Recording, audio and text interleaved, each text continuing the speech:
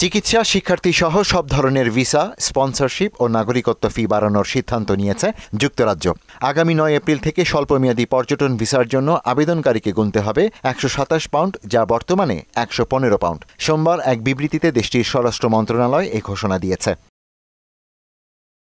এছাড়া দীর্ঘমেয়াদী পর্যটন ভিসা ফি হিসেবে ৪৩২ থেকে ৪৭৫ পাউন্ড নির্ধারিত করা হয়েছে, আর ৫ বছর ও ১০ বছর মেয়াদী ভিসার ফি করা হয়েছে ৮৪৮ এবং ১০৫৯ পাউন্ড। বর্তমানে এ ফি ৭৭১ এবং ৯৬৩ পাউন্ড। এদিকে ৩ বছর মেয়াদী দক্ষ কর্মী ভিসার ফি করা হয়েছে ৭৬৯ পাউন্ড এবং ৫ বছর মেয়াদী কর্মীদের জন্য ১৪২০ থেকে বাড়িয়ে ১৫১৯ পাউন্ড করা হয়েছে।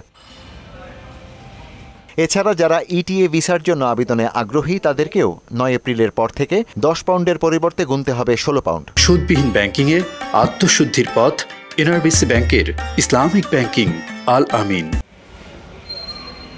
ভিসার পাশাপাশি স্পন্সরশিপ এবং নাগরিকত্বের জন্য আবেদনের ফিও বাড়ানো হয়েছে। দক্ষ কর্মীদের স্পন্সরের ক্ষেত্রে ৫২৫ পাউন্ড স্পন্সর ফি দিতে হবে নিয়োগকর্তাদের। বর্তমানে যুক্তরাজ্যে নাগরিকত্ব লাভের আবেদন নিবন্ধিত করতে ১৩৫১ পাউন্ড ফি দিতে হয়। ৯ এপ্রিল থেকে ফি হবে ১৪৪৪ পাউন্ড।